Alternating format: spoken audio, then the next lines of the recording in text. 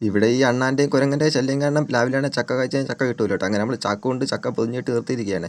ചക്ക പൊതിഞ്ഞിട്ട് നിർത്തിയിട്ട് കുറേ ദിവസമായി. അങ്ങനെ വന്ന് നോക്കിയപ്പോഴാണെങ്കിൽ പിന്നെയാണ് 2 ചക്ക പൊതിഞ്ഞ് കെട്ടിയ ചാക്കാണെങ്കിൽ മൂട്ടിൽ കിടക്കുകയാണ് കേട്ടോ. അത് 2 ചക്കയും പഴുത്താണെങ്കിൽ വീഴുന്നു പോയതാണ് മൂട്ടിൽ. പിന്നെയാണെങ്കിൽ മുകളിൽ പൊതിഞ്ഞ് കെട്ടിയ ചക്ക കയറി നോക്കാൻ വേണ്ടി കയറി അങ്ങനെ പോവുകയാണ്. ചെന്ന് നോക്കിയപ്പോഴാണെങ്കിൽ ചാക്കിനെല്ലാം കടിച്ചു കയറിയിട്ട് ചക്കനെല്ലാം പകുതിയെല്ലാം തിന്ന് വെച്ചിരിക്കുകയാണ് അണ്ണാനോ കുരങ്ങനോ ഒക്കെ. അങ്ങനെ 2 ചാക്കിൽ പിന്നെ കെട്ടി വെച്ചിട്ടുണ്ടായിരുന്നു കേട്ടോ. അത് 2 എന്തൊക്കെ കടിച്ചിട്ടുണ്ട് കേട്ടോ. പറഞ്ഞത് അതും വലിയ കുഴപ്പമില്ല. അങ്ങനെ ഒരു ചക്കനെ വെട്ടിയടുത്ത് മുട്ടിലിട്ടപ്പോഴാണെങ്കിൽ പട്ടിയെല്ലാം പിറകെ ഓടിപ്പോവുകയാണ് ചക്കരെ പിറകെ വേറെ എന്തോ ആണെന്ന് വിചാരിച്ച്. അങ്ങനെ പിന്നെ അടുത്ത ചക്ക കഴിച്ചു നോക്കിയപ്പോഴാണെങ്കിൽ 2 ചക്ക വിളഞ്ഞിരിക്കുകയാണ് കേട്ടോ. അത് പിന്നെ അടത്തില്ല. അത് പിന്നെ തിരിച്ച് പൊതിഞ്ഞ് കെട്ടിയൊക്കെ വെച്ചിട്ട് നോക്കിയപ്പോഴാണെങ്കിൽ മുകളിലത്തെ പ്ലാവിൽ 2ാമത്തെ ചക്ക ഇരിക്കുകയാണ്.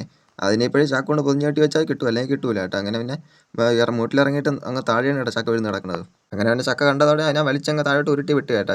വിട്ടിട്ട് ഇനിയിപ്പോഴും ചക്ക എടുത്ത് വീട്ടിലോട്ട് പോകേണ്ട പ്ലാനിൽ അങ്ങനെ ചക്ക എടുത്ത് തലയിൽ വെച്ചിട്ടാണെങ്കിൽ ഞാനും പട്ടിയിലും കൂടി അങ്ങനെ തിരിച്ച് വീട്ടിലോട്ട് പോവുകയാണ്. അങ്ങനെ പോയപ്പോഴാണെങ്കിൽ ഉമ്പിളിക്കണ്ണാണ് എൻ്റെ കയ്യിൽ കടിക്കുകയാണ് കേട്ടോ, പോകാൻ സമ്മതിക്കാതെ.